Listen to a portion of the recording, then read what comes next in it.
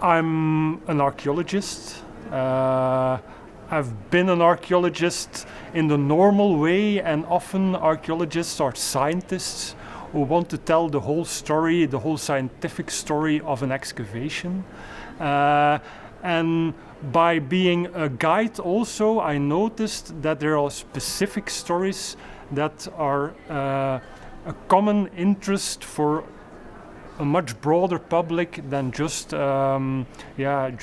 experts. When you're in a museum at night, those paintings are there as well, but everything is sleeping. Everything is dead. When it opens the museum in the morning and people come in, things start to live. And when you tell stories about these works of art, then it becomes more than just a painting, more than just a sculpture. I think that the most important thing about storytellings is that gives life to things and to history, because we are used to see history as something written on the page of a book and not as something that we can feel in the body, that we can imagine as a daily life, or the daily life of a Roman emperor. It's something that through storytelling can be done, and the people remembers it way better than anything else written on a book. And what storytelling, oral storytelling, which I'm talking about here, can do is to give life to experiences and give authenticity to them. I mean, film and literature are very good in recording heritage and culture, but it's not a personal voice speaking. What a storyteller can do is to give a voice and body to experience. In our museum, we present the story of 25,800 Jews, Roma and Sinti, who were deported from Belgium to Auschwitz-Birkenau. And the storytelling is very important in the way that we present these individuals. So we want to capture their individual stories and we want to remember them.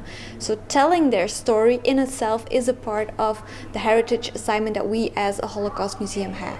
In Finland, we have really great archives. It's like packed with stories and fragments of old written or sung poems.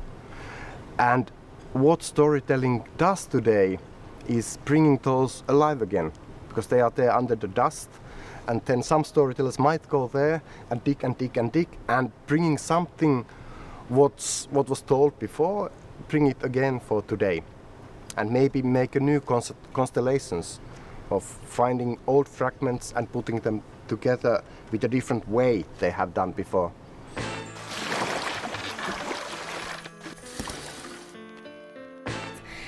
As beautiful as modern architecture can be, the historical sites and places are amazing for storytellings. What the storytelling performance can give to the site receives in return in terms of energy, of beauty of the place, of when a place has history, you believe in it. It's stronger.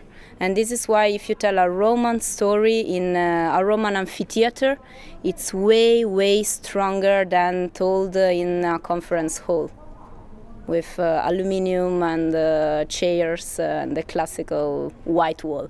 What I try to do as a storyteller is not to be didactical in the first place, but telling Boccaccio, which I will do tomorrow for the first time.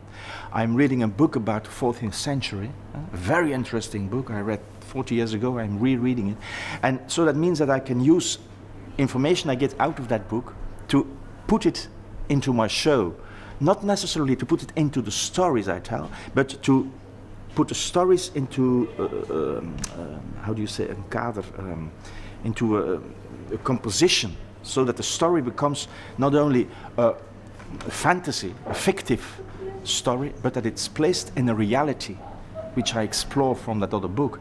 And people can listen and say, oh, yeah, that's right, this was reality, and in that context, in this reality, somebody, a writer, Boccaccio, wrote his stories.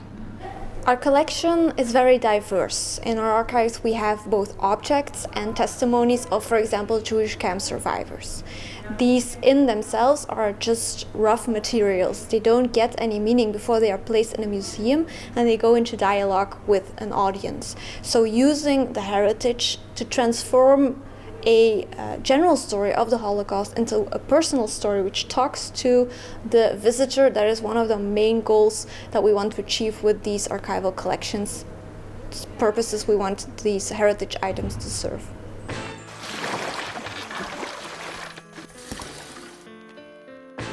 So stories are born around us. If there are 1,000 people, I think there's maybe 100 stories being told that very night. And of these, maybe 20 stories are still alive next week. And maybe there is one story of such significance as the Rustam story that will be told in 100 years from now. Because it's not talking about a certain person, it's talking about our time or our existence. And this is how stories are born and travel through humanity. And I mean, us performers, we are telling stories that are, I have stories from ancient Greece, for instance, ancient Egypt, where I find significance. They were told thousands of years ago and they still speak these stories, because the stories are some kind of container where human experience is put down. And it's a brilliant container which can travel light from generation to generation. I went to Scotland, to Edinburgh, to an international storytelling festival.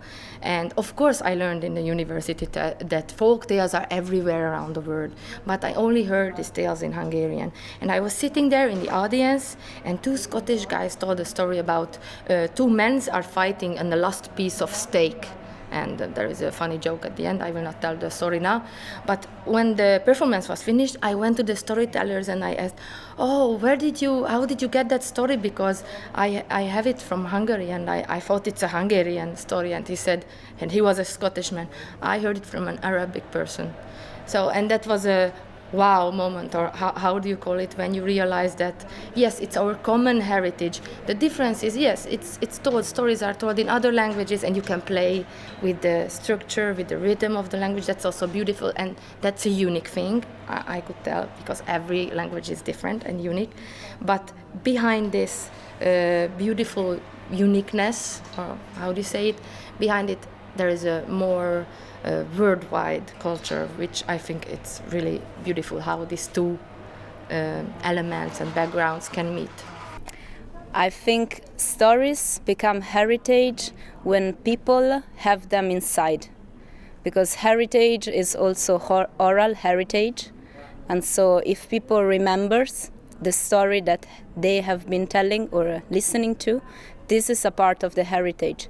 And the other part is that when you walk through a city, you can see just the buildings, or you can say, here this happened, and you know the story. And this is completely different. It's make the place yours because you know the story. It's like we storytellers, we used to say, if you know the story of someone, you cannot but love him. And it's the same for heritage and the historical places.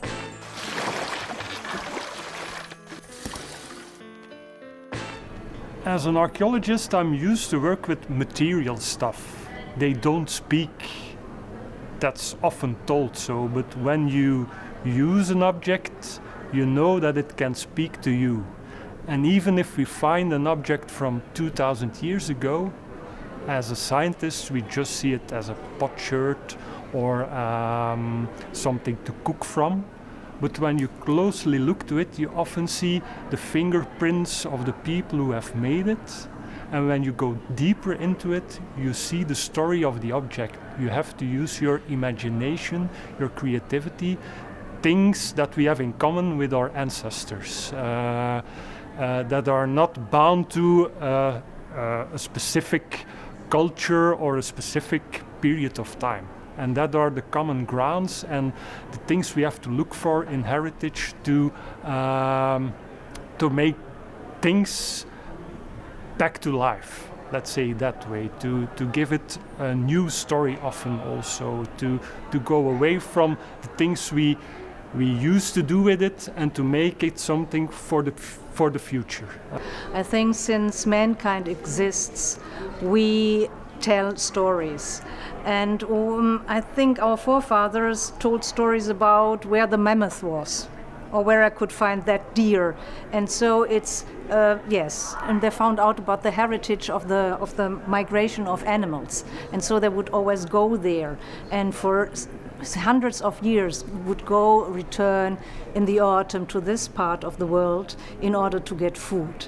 And they would tell about this, of course, to the kids. And they would have the knowledge. So to me, it's intertwined.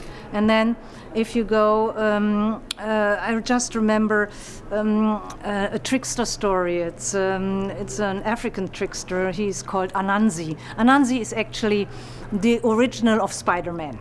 And but there are stories about Anansi becoming very small and hiding under stones. But in parts of Africa, if you lift stones, you have poisonous spiders underneath. So you learn as a kid, don't touch those. But you learn it through images, you learn it through a character, and thus you obey. Otherwise, if you would say, hey, don't touch the stones, hey, what would you do as a child? You would, of course, go and touch the stone. And so this is for me a heritage as well. I made a show about a village I lived in 10 years ago, and they asked me to do something about the history of the village, which was connected to a factory where they made cigars. And so I went to people in the village who have been working there. The factory was closed in the 80s, went down, everything broke, and the village collapsed, the shops closed, anybody had work after that, in that period. And so I went to the people and they told me their experiences, they told me about their work, they told me about what they had to do, about the conditions of work. And so these stories were real stories, it's an oral heritage, and I made stories out of it. So that's the answer to your question. So they told me in their way, I did that and I had to do that, and I had to go to the pharmacist to buy a product because I couldn't sleep anymore because I had to work too hard, blah, blah, blah, blah.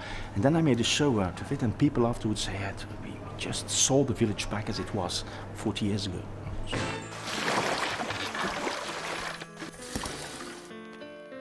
In last years we got so many immigrants coming, and that's completely new for Finnish society.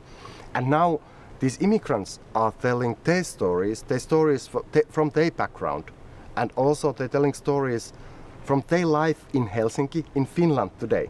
And this connection or meeting with the Finnish people and these stories from immigrant background, I think it's changing all the time. And the stories or the Finnish heritage at the same time is also changing with those stories. And there's possibility that some things are changing more open. Storytelling remembers. And remembering means also being proud without fearing the others. And now that so many people are coming from all over the world, I think it's important to know who you are and that the others have also history, to know the history of the others and to see how beautiful they are. How important, wonderful, different, but still important and worth of respect. If you look into stories, they are often old. And we have some keepers of stories which have really old stories. They are about 2,000-3,000 years old. And these stories contain information which our modern scientists can use nowadays. Because through experience and observation, they put information into the tales. And the tales were heard by the people, by their people, in order to understand what the landscape maybe is about. So they would have information about when an earthquake is due, how big an earthquake would be, like Jellison Park or so on. So they have this information in the tales. They have information about medical remedies, which are being rediscovered nowadays by our modern scientists. We work with a quantum physics person who says in the old tales there are information which we can now decode. I couldn't somebody else, not but a scientist, can decode this information. So it's really, really interesting that the old stories are a heritage of knowledge, which our modern scientists can use in order to come up with explanation for certain things. Then on the other hand, our scientists nowadays often have a problem at communicating their science. So NASA just hired half a year ago a storyteller. And this lady is going to the conferences because her job is to invent stories, come up with stories, find stories, to understand what the scientists came out, and so to do it in a way that the audience or the normal people can understand what is being done. So this is something where now new stories are invented, which are going to become our heritage in maybe 10, 20, or 100 years about what is happening at the moment in a science world. So I think there is a lot of interaction between tales and heritage and landscape and knowledge, even new knowledge, which I think is fascinating.